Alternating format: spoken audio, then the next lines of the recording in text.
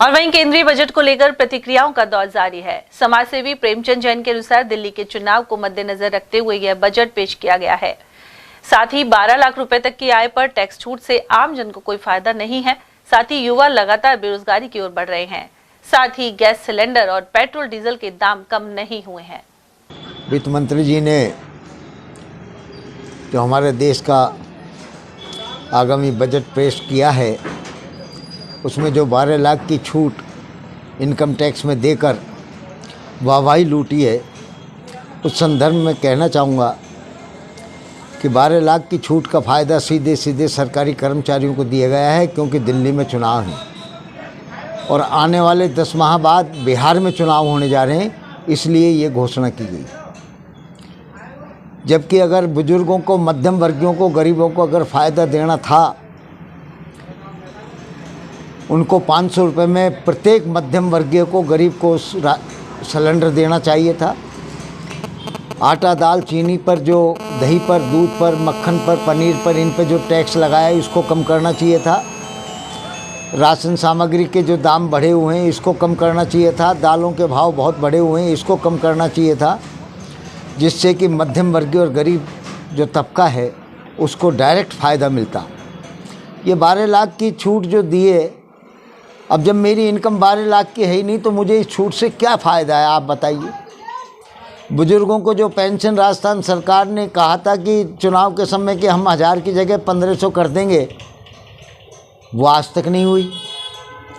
मुख्यमंत्री गहलोत जी 1000 की जगह 15% बढ़ा करके देने की घोषणा कर गए थे, वो जैसे तैसे करके भजनलाल सरकार ने जारी कर दी, लेकिन 1500 तो नहीं किए। हरियाणा में चुनाव हुए, 6000 पेंशन हो गई। महाराष्ट्र में चुनाव हुए, लाडली बहनार, फलानी बहनार, ये बहनार, वो बहना, सारी बहना बन गई। इस तरह से ही दिल्ली में भी यही हो रहा है।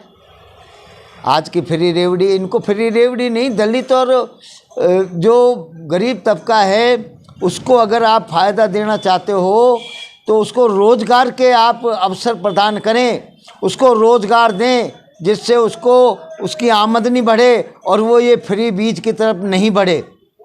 राजस्थान की बात करें तो राजस्थान को क्या मानते हो उसमें? राजस्थान को जो ये दिया गया है अभी 900 साढ़े 900 करोड़ रुपए का, ये कह रहे हैं कि डायरेक्ट फ़ायदा हो गया, एक साल में होगा। तत्कालीन फ़ायदा चाहिए गरीब को, मध्यम वर्गीय को, जो आज की स्थिति है कि उसके लिए उसको फ़ायदा चाहिए था, वो नहीं मिला। अब ये कह रहे हैं कि साहब ये ERCP जल योजना 5 साल लगेंगे।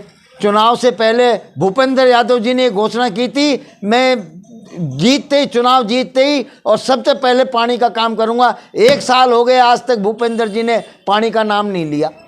जबकि हमारे अलवर ज़िले की माननीय कलेक्टर महोदय इस कार्य के लिए सक्रिय हैं। मैं धन्यवाद देना चाहता हूं अलवर जिला कलेक्टर को कि वो इस कार्य के लिए सक्रिय हो रहे हैं कि आने वाले गर्मियों के दिन में जनता दुख नहीं पाए।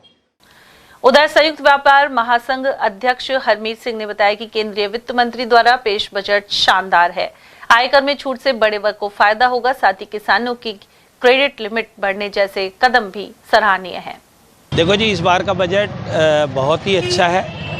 सबसे बढ़िया जो बात रही कि जो मध्यम वर्ग के लिए 12 लाख तक की एक वर्ष में जो इनकम है उसके ऊपर छूट दी गई, और जो नौकरी पेशा है उनको 12,75,000 तक कोई टैक्स नहीं लगेगा। ये अपने आप में एक बहुत बड़ी छूट है। किसानों के लिए जो 3 लाख तक का क्रेडिट कार्ड था उसको 5 लाख तक के लिए किया गया है।